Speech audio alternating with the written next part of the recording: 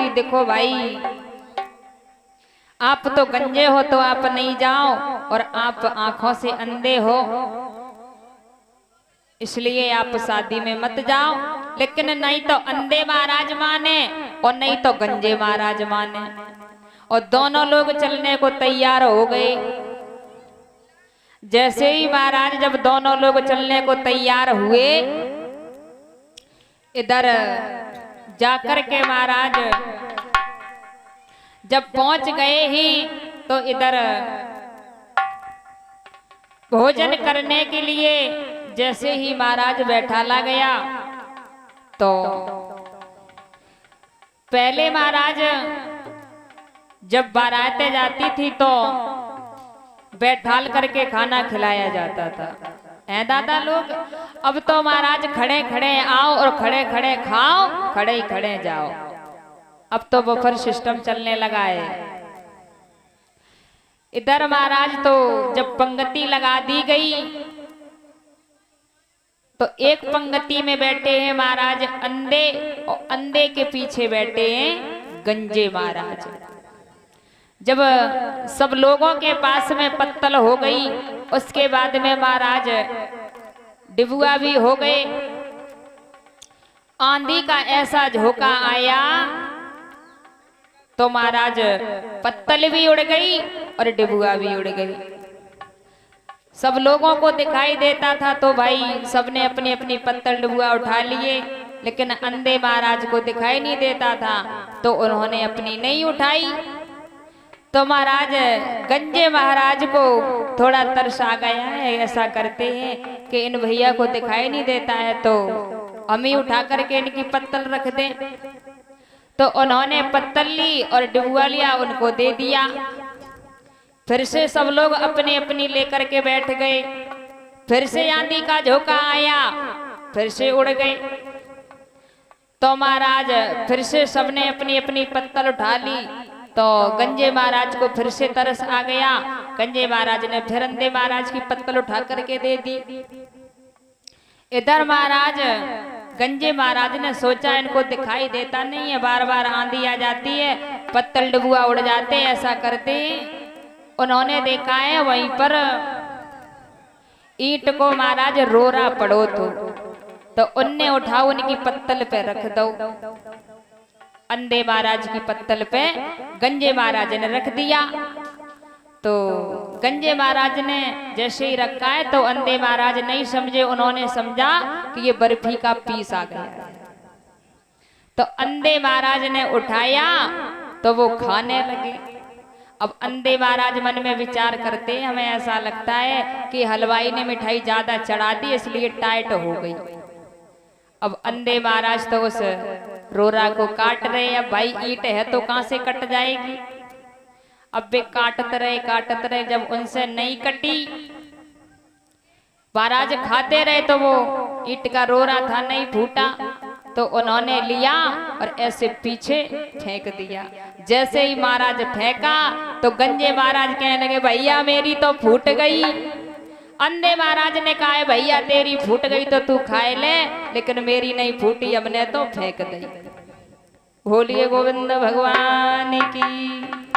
तो कहते हैं महाराज ऐसे ऐसे लोग बारात में जाने के लिए तैयार हो जाते हैं जिनको नहीं जाना चाहिए।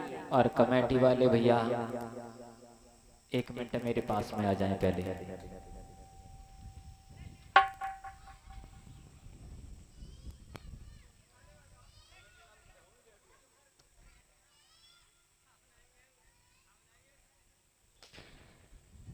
इधर महाराज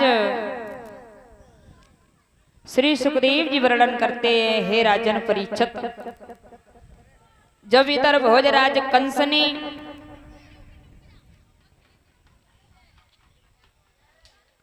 और इधर कहते हैं दादा महाराज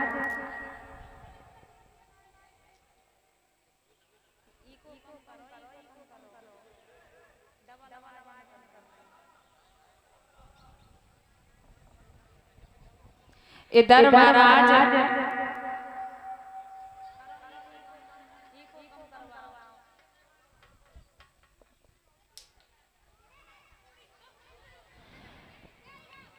बोलिए वृंदावन बिहारी लाल की। जैसे ही महाराज वसुदेव जी जाने के लिए तैयार हुए हैं और कहते हैं दादा कुछ कुछ लोग ऐसे होते हैं उनको ससुराल बहुत प्यारी होती है? अगर महाराज बहन का फोन आए कि भैया मैं यहाँ पर खड़े हैं मुझे ले जाओ, मेरे साथ में बच्चा है और हमारा थैला भी बहुत भारी है हमसे चला नहीं जाता है, तो भाई कहते बहन कहीं टेम्पो वेम्पो कर लो और उसी से चलिए आना। और महाराज अगर साली का फोन आ गया तो जीजा तुरंत ही उठाई गाड़ी हाल चल दे। महाराज कुछ कुछ लोगों को अपनी ससुराल ज्यादा प्यारी होती है। और एक भैया जी जो थे उन्हें अपनी ससुराल बड़ी प्यारी है। जैसे जी हमारे सुषपाल भैया बैठे, इन्हें अपनी ससुराल बहुत प्यारी है। महाराज अगर कथा से एक दिनों की छुट्टी मिले तो तुरंत ससुराल में पहुंचा।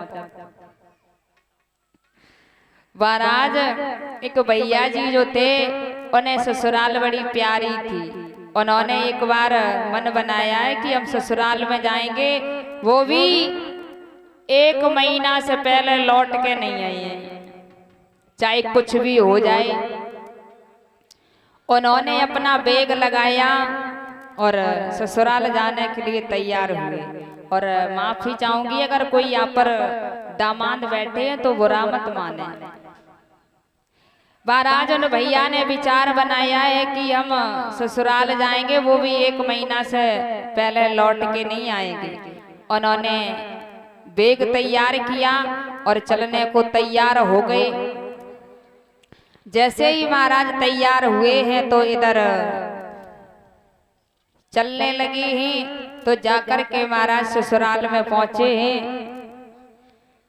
जैसे ही ससुराल में पहुंचे तो सास ने देखा है कि हमारे दामाद जी आ गए। तो महाराज सास ने जैसे ही देखा है कि हमारे दामाद जी आ गए तो सास ने बड़ी सेवा की, बड़ी खुश हैं। साली ने देखा कि जीजा जी आ गए, सरेज ने देखा कि जीजा जी आ गए। तो इधर महाराज जैसे ही देखा है सब लोगों ने तो बड़ा प्रसन्न हुए हैं सब लोग। तो महाराज जैसे ही महाराज जब वो भैया अपनी ससुराल में पहुंचे, पहला दिन था तो बड़ी सेवा हुई, दूसरा दिन हुआ बड़ी सेवा हुई, तीसरा दिन हुआ फिर भी खूब सेवा हुई। जैसे ही चौथा दिन हुआ तो थोड़ी सेवा कम हो गई। अब महाराज सरेज जो रहे अपने मन में विचार करने लगे, ये जीजा अच्छे आए अब जाने को नाम ही नहीं ले रहे। तो शाम को महाराज जीजा जी को भोजन करा दिया और बरामदे में उनकी चारपाई डाल दी, उसी पर वो लेट गए। और उन्हीं की चारपाई के पास में रखी थी एक चाकी। पहले की हमारी माताएं बहनें थी वो चाकी पीसा करती थी, लेकिन अब तो नहीं है किसी के घर में। महाराज चाकी पीसा करती थी तो सासू अम्मा जो रहे, जैसे ही सुबह के 4 बजे तो महाराज उन्होंने थोड़ा नाज लिया, क्योंकि जब दामाद आ गए थोड़ा आटा में घाटा होने लगा। तो सब लोग परेशान थे कि ये जीजा अच्छे आए अब जाने का नाम ही नहीं ले रहे हैं। तो महाराज जो सासू अम्मा रहे, जैसे ही सुबह के 4 बजे और वहीं पर थोड़ा सा नाज रखे और चाकी को चलाने लगी और कुछ गाने लगी है कि शायद दामाद जी चले जाए भाई एक ही आवाज से। तो सासू अम्मा का बोली,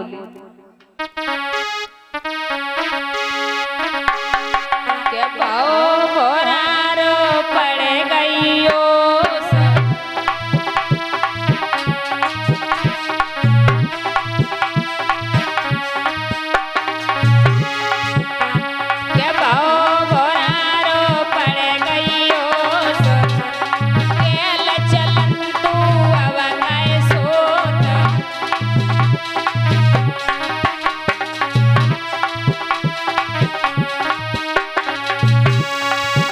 महाराज सासू अम्मा उस चाकी को पीसने लगी, कहने लगी कि बहो बोरारो पड़ गई ओस गैल चलंतु अब कैसे। तो दामाद जी ने जैसे ही सुना मन में विचार करने लगे कि हमें ये लगता है कि जी सासू अम्मा हमसे ही कह रही। तो दामाद जी चारपाई से उठे, चारपाई के नीचे घुस गए। अब जैसे ही सासू अम्मा ने देखो चारपाई की तरफ, तो सासू अम्मा मन में विचार करने लगी, मन में विचार करने लगी कि दामाद बड़े समझदार थे, एक ही आवाज में निकल गए। तो सासू अम्मा फिर चकिया को पीसन लगी, तो फिर बोली कि रुक जा चकिया ले ले ओ।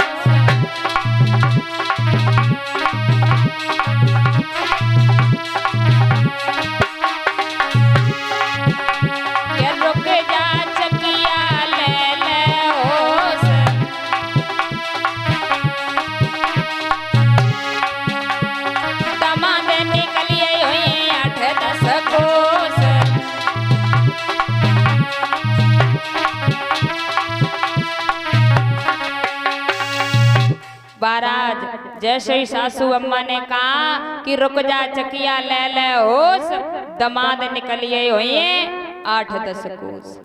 महाराज जैसे ही चारपाई के नीचे घुसे, दामाद ने सुनी, हमें जा लग रहा जो सासू अम्मा हमसे ही कह रही। तुरंत महाराज नीचे से निकले, ऊपर बैठ गए। जैसे ही सासू अम्मा ने देखो तो दामाद जी कहने लगे हैं अबे हम गए थोड़ी नहीं, अबे हम यहीं बैठे हैं। तो महाराज सासू अम्मा कहने लगी है बेटा देखो तुम आए सुआए जाने को नाम ही नहीं ले रहे। तो दामाद जी कहने लगे हैं सासू अम्मा आप कुछ भी करो, जब तक खाना नहीं बन जाएगा हम खाना खा करके ही जाएंगे। तो सासू अम्मा कहने लगी है बेटा खाने के लिए हम मना नहीं कर रहे हैं, देखो तुम्हारे पिता जो थे ना वो हरिद्वार गंगा नहाने के लिए गए थे, वहां पर बर्तन भी ले गए थे, तो वहां पर फिर गए हमारे बर्तन बदल गए।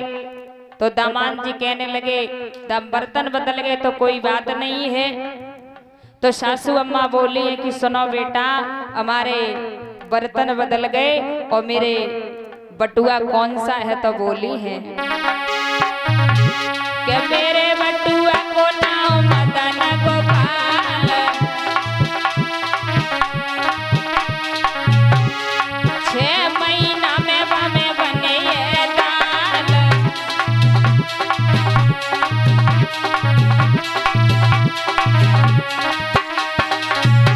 महाराज जैसे ही सासू अम्मा ने कही कि मेरे बटुआ को नाम मदन गोपाल, 6 महीना में हमें बने ये दाल, तो दामाद जी कहने लगे तो हम भी ऐसे उसे नहीं है, चाहे कितना भी समय हो जाए हम खाना खा करके ही जाएंगे। तो दामाद जी बोले कि सुनो कि हम मेहमान धनंतर नाम,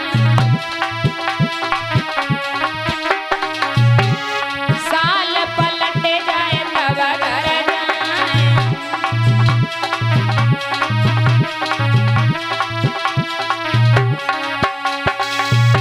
महाराज जैसे ही सासू अम्मा ने कहा है कि मेरे बटुआ को नाम मदन गोपाल, 6 महीना में हमें बने दाल।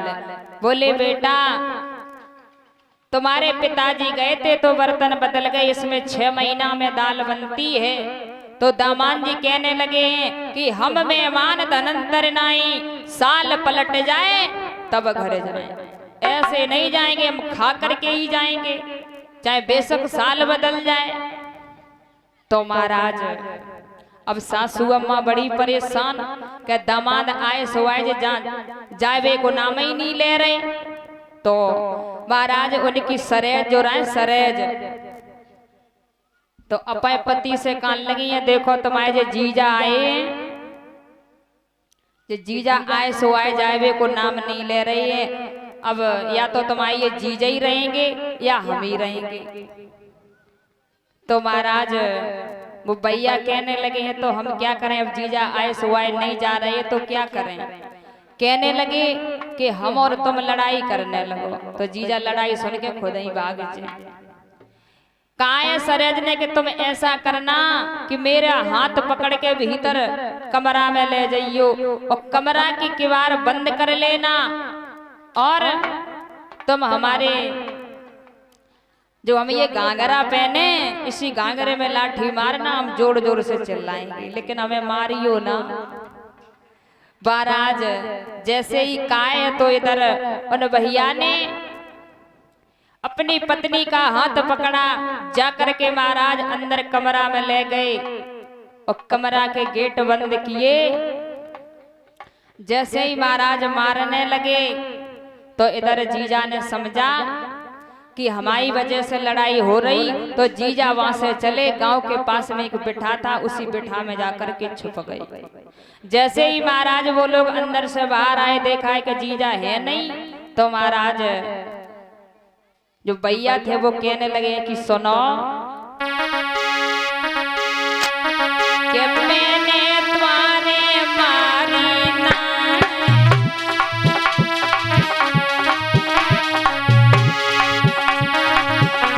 कि मैंने तुम्हारे मारी ना।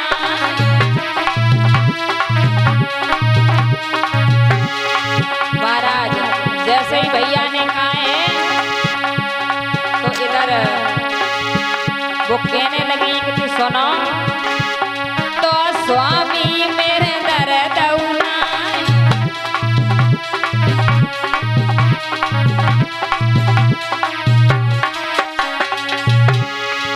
महाराज जैसे ही कहा कि मैंने तुम्हारे मारी नहीं, तो उनकी पत्नी ने कहा कि तो स्वामी मेरे दर्द नहीं। तो वे कंडा के बिठा में से निकल के आए। भैया जी बोले तो सासू हम गए ना,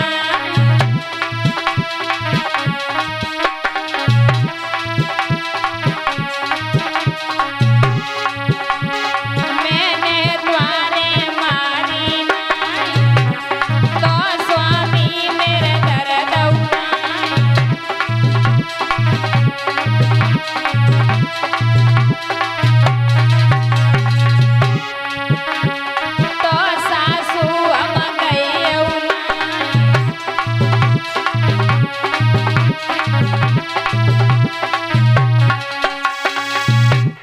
तो कहते हैं भैया अगर ससुराल में जाओ ज्यादा ज्यादा 2 ही दिन रहियो, उसके बाद में घर वापस लौट आना।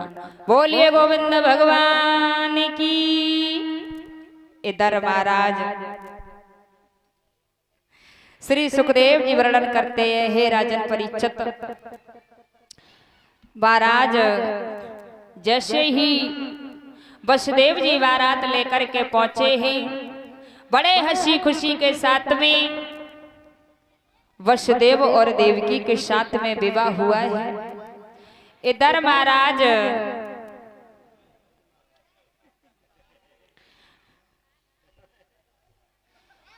विवाह हुआ तो इधर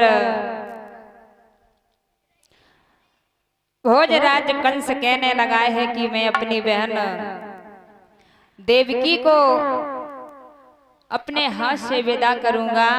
तो महाराज इधर भोजराज कंस अपनी बहन देवकी को विदा करने लगा है और कहने लगा है, बहन तुम ससुराल में जा रही हो, तुम कभी किसी से मत डरना, तुम्हारा भैया इतना बड़ा बलवान है, कभी किसी से मत डरना और किसी से नीची नजर में बात मत करना। महाराज और आजकल लोग कहते हैं कि बेटी अगर ससुराल में कोई कुछ कह दे तो बेटी लौट करके जवाब मत देना। आज भोजराज कंस कह रहा है कि बहन अगर ससुराल में कोई तुमसे एक कहे तो तुम 4 सुनाना। महाराज भोजराज कंस अपनी बहन को विदा करने लगा है और बोला है कि बहन तुम जा रही हो ना, रो करके कहने लगा है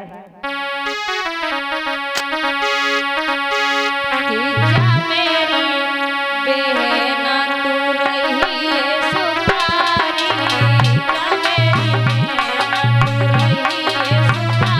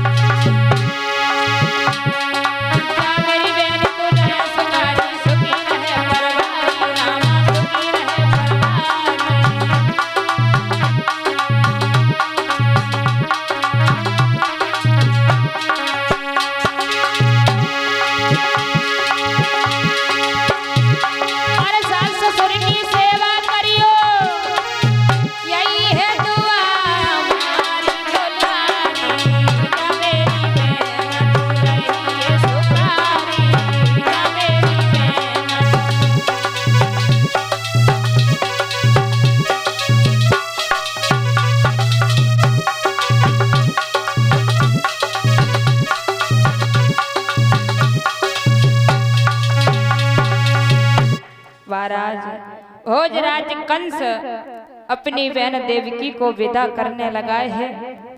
इधर जैसे ही